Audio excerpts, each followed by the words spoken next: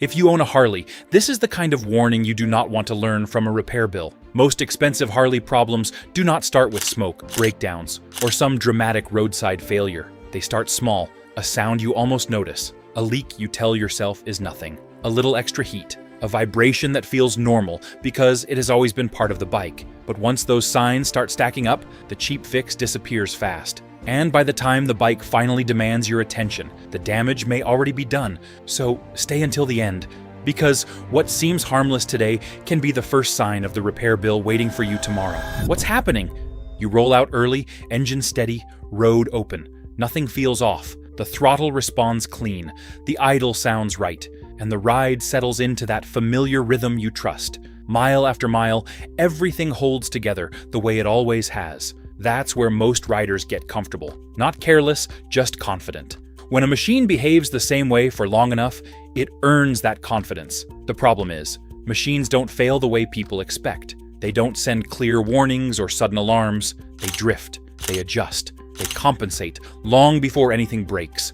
Inside that engine, small changes start stacking up. Metal expands, clearances tighten, surfaces wear just enough to shift behavior without drawing attention. Nothing dramatic happens, and that's exactly why it gets missed. That smooth ride you're feeling doesn't mean everything is right. It means everything is still within a range that feels normal. The difference between running fine and about to fail is often invisible at the start. Most breakdowns don't begin on the side of the road. They begin weeks earlier, when everything still felt predictable. But what's happening underneath that smooth ride isn't random. Heat changes. Everything inside the engine. Engines like these carry heat differently than most riders realize. Air-cooled systems depend on movement, airflow, and oil to manage temperature. But none of that keeps things perfectly stable. As the engine runs, internal temperatures climb. And with that, heat comes change. Not failure change. Metal expands. Tolerances tighten, and parts that once had room to move begin operating with less margin. Those tolerances matter more than most people think. When they shift, even slightly, friction increases. Oil begins to thin under sustained heat, losing the strength it had when it was fresh and cool. It still lubricates, but not at the same level. Surfaces that used to glide now carry more load. That's where wear begins, quietly and consistently. This isn't about something being wrong. It's about the system moving away from its ideal state. Heat doesn't break parts overnight. It changes how they interact over time. A valve, a bearing, a surface inside the motor starts experiencing conditions it wasn't designed to handle for long periods. The engine keeps running, and from the outside, nothing seems different. And once those tolerances shift, something else starts taking the hit. If this is hitting close to home, hit like and subscribe so you don't miss what's coming next. And share your experience below. What's the one issue you almost ignored that ended up costing more than expected? Vibration finds the weakest point. That familiar pulse through the bars and frame is part of what defines the ride. It's not a flaw, it's character. A real V-twin doesn't hide its movement, it transfers it. Every cycle, every combustion event sends energy through the structure. Most of the time, everything absorbs it the way it should. But over time, that constant motion starts looking for the weakest point. Fasteners, mounts, brackets, anything holding parts together carry that stress. Not all at once, and not in a way you can feel immediately. It's gradual. A bolt that was torqued perfectly begins to lose tension. A mount that once held firm starts shifting just enough to change alignment. Nothing falls apart right away. Instead, the system slowly loosens its grip. This isn't about something being neglected. It's about repetition. Thousands of cycles turning into tens of thousands. Movement working against resistance until something gives just a little. Once that happens, the load shifts elsewhere. Another component takes on stress it wasn't designed to handle alone. The bike still rides, still feels strong, but underneath, the structure is no longer perfectly balanced. And the only thing holding that system together at that point, the fluids doing all the work. You don't see. Inside the engine, the primary and the transmission, fluids are doing more than just moving through passages. They're carrying heat away, reducing friction, and keeping surfaces from tearing into each other under load. Everything depends on that thin layer doing its job. When it's fresh and stable, the system feels effortless. Over time, that fluid changes. Not suddenly, not in a way that stands out. But gradually, heat cycles break it down, contaminants build up, and its ability to protect begins to fade. It still looks like oil, still flows like oil, but it doesn't behave the same way under pressure. The difference is subtle at first. Then it compounds. Once that protective layer weakens, the rest of the system starts carrying more strain. Parts that relied on smooth lubrication now deal with increased resistance. Surfaces that were separated begin operating closer together. The engine continues running, the ride continues feeling familiar, but the margin for error keeps shrinking. And when those systems start slipping, your bike starts talking. The sound that wasn't there before. You hear it on a ride you've done 100 times. The road is familiar, the speed is steady, and the engine has that tone you've trusted for years. Then something cuts through it. Not loud, not dramatic, just different. A faint ticking where there used to be a clean rhythm. Maybe a light knock on deceleration. It doesn't stay long, and it doesn't repeat in a way that feels urgent, but it's there. That's the moment most riders notice, then move on. Engines make noise. That's part of the experience. But the sounds that matter are never the loudest ones. They're the ones that weren't there before. A machine that runs consistently builds a pattern, and your ear learns that pattern whether you realize it or not. When something changes, even slightly, that's not random variation. That's internal movement reaching the surface.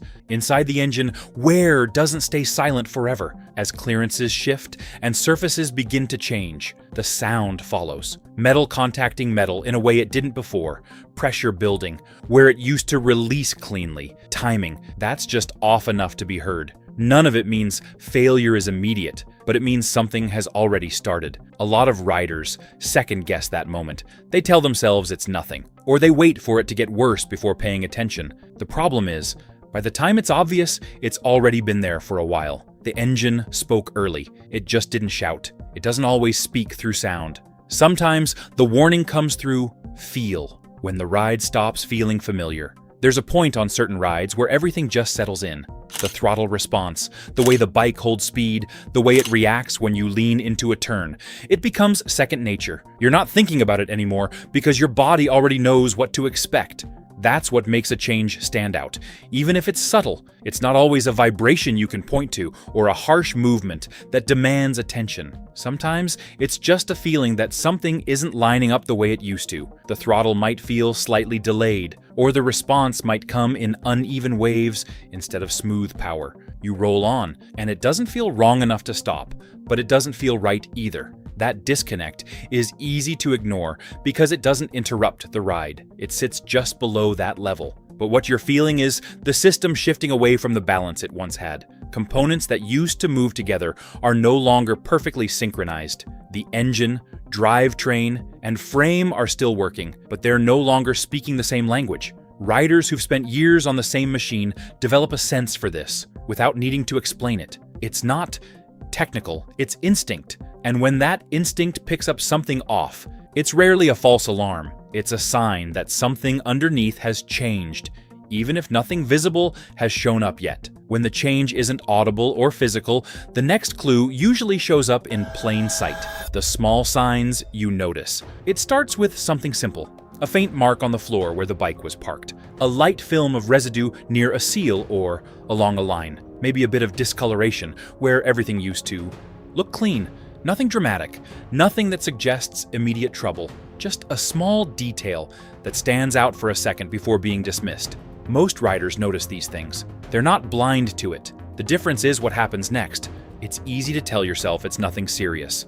A minor leak, a little buildup, something that can wait. After all, the bike is still running, still riding, still doing everything it's supposed to do. One small sign doesn't seem like a reason to stop everything. The issue is that these signs don't exist on their own. They're the visible result of something happening inside. A seal that isn't holding pressure the way it used to. A surface that's beginning to wear. A system that's no longer perfectly contained. What you see on the outside is only a fraction of what's going on underneath. Ignoring it doesn't make it worse instantly, but it allows the condition to continue. The system keeps operating, but not at its best. Over time, that small sign becomes a larger one, and by then, it's no longer something you can brush off. The warning was there early, it just didn't demand attention. Even without clear signs on the surface, the way the bike performs begins to change. The power loss, you don't want to admit. It doesn't drop off all at once. There's no moment where the engine suddenly feels weak or incapable. Instead, it's gradual. The bike still accelerates, still holds speed, still gets you where you're going, but something about it feels less sharp than it used to. The response isn't as immediate.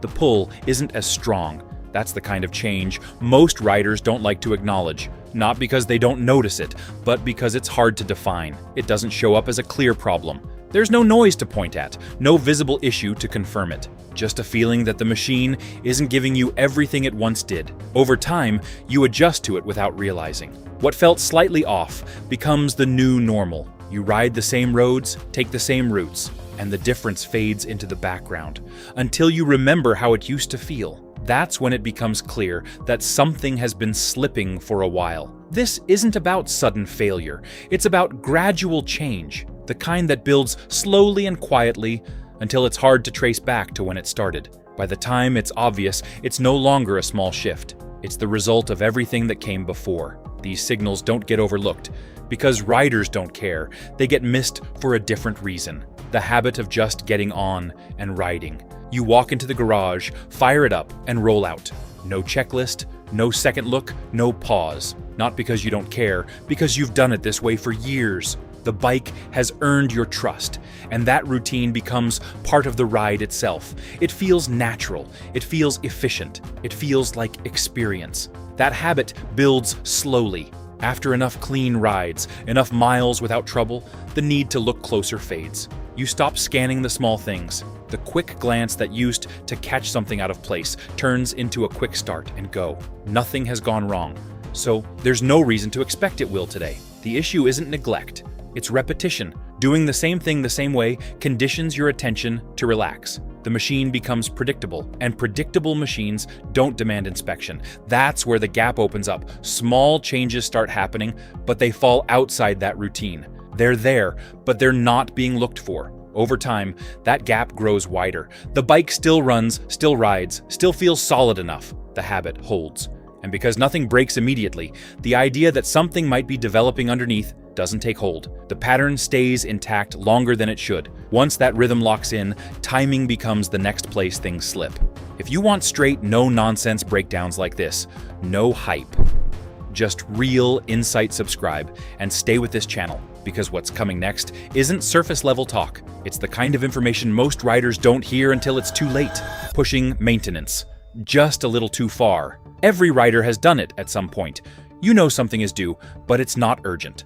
The bike still runs fine, still sounds right, still feels strong enough, so it gets pushed. Not ignored, just delayed. Another ride, another week, another stretch before dealing with it. That mindset doesn't come from carelessness. It comes from experience. You've seen machines hold together longer than expected. You've gotten away with it before. That history builds confidence that things will continue holding, even when they're approaching their limit. It feels reasonable in the moment. The problem is that wear doesn't follow a clean schedule. It doesn't wait for a convenient time. When maintenance stretches beyond its ideal window, conditions inside the system continue changing. Fluids break down further, clearances move farther out, and components take on more strain than they should. The bike keeps going, but it's doing more work to stay that way. What makes this tricky is that nothing forces a decision right away. There's no clear cutoff point where everything suddenly fails. Instead, it's a slow shift, one that builds quietly. By the time it becomes obvious, the window where it could have been handled easily has already passed. There are moments when delay isn't the issue. It's something deeper than that, ignoring what you already suspect. There's a point where you know something isn't right. It might not be clear, and it might not be constant, but it's there. A sound that doesn't sit well, a feeling that doesn't match what you're used to. It doesn't stop the ride, and it doesn't demand immediate action, but it stays in the back of your mind. That's where decisions get complicated.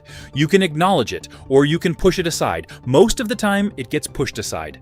Not because you don't recognize it, but because acting on it means confirming that something needs attention. And sometimes, it's easier to keep riding than to deal with what that might involve. Advice from a mechanic or another rider can land the same way. It doesn't always feel urgent, and it doesn't always come with proof you can see immediately. So it gets weighed against your own experience, your own judgment. If the bike is still running, it's easy to lean toward keeping things as they are. That's where instinct gets overridden. The initial signal was there, and it was accurate enough to be noticed. Ignoring it doesn't erase it, it just delays the moment when it becomes impossible to overlook. By then, it's no longer a question of whether something is wrong. What matters more than the warning itself is what you compare it to, forgetting what normal even feels like. Over time, familiarity shifts. The bike you ride every week, every season, every year becomes something you adapt to without thinking. Small changes don't stand out because they happen gradually. What once felt sharp becomes average. What once felt smooth becomes expected, even if it's no longer the same. This isn't about knowledge, it's about reference.